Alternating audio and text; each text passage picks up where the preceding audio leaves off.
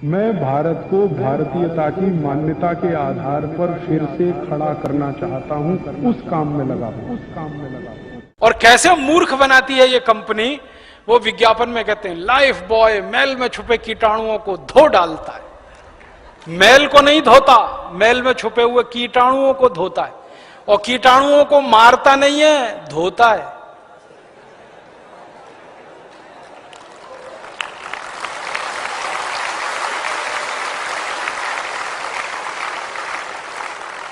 सुना है ना ध्यान से, लाइफ बॉय मैल में छुपे कीटाणुओं को धो डालता है, तो मारता नहीं है, धोता है। इसका माने कीटाणुओं को धो पहुंचकर और तंदुरुस्त बना देता है। साबुन में केमिकल जितना ज्यादा, साबुन उतना ही घटिया।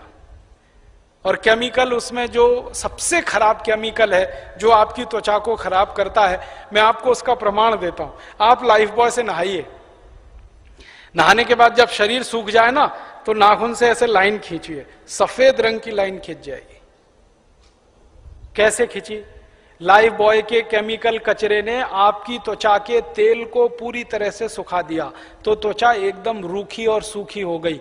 और जिनकी त्वचा रूखी और सूखी होती है और बार बार आप उस पर साबुन रगड़ेंगे, तो एक दिन आपको एक्जिमा होने ही वाला है, सोराइसिस होने ही वाला है, चमड़े के रोग होने ही वाले हैं आपको।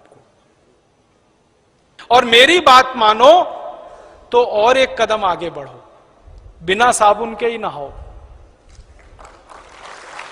साबुन लगाने की जरूरत ही नहीं। आप बोलोगे कैसे नहाएं?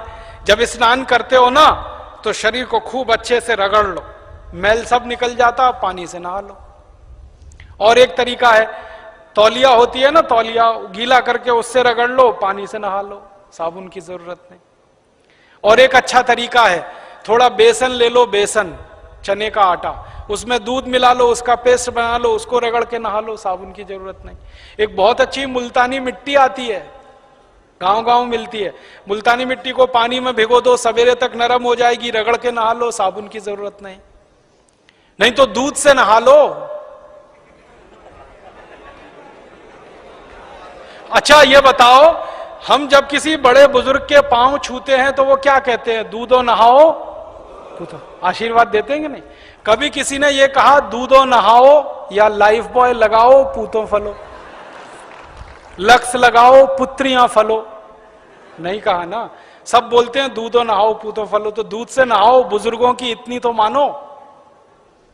तो आप बोलोगे जी दूध बड़ा महंगा है, साबुन से सस्ता है।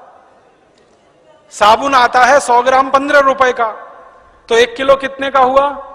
150 रुपए का। 1 किलो दूध साबुन से सस्ता है। और नहाने में दूध जो है ना, 1 चम्मच खर्च होता है।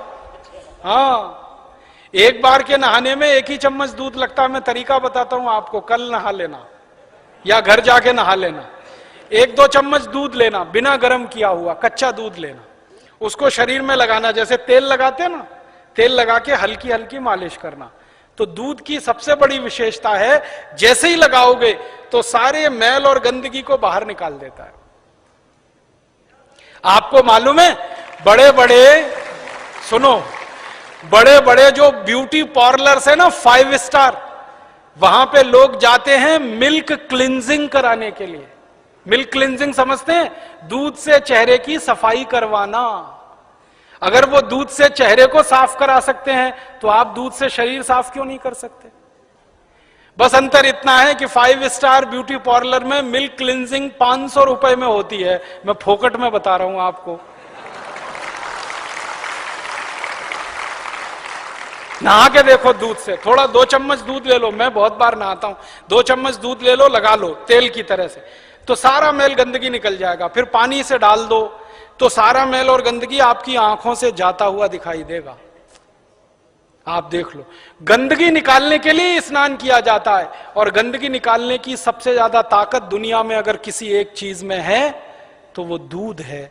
इसलिए हमारे देश में दूध से नहाया जाता है और दूध से नहलाया जाता है। तो आप भी नहाओ। अब इसका फायदा क्या होगा? साबुन विदेशी नहीं बिकेंगे, और या नहाना है तो देशी साबुन से नहाओ। तो पैसा देश के बाहर नहीं जाएगा।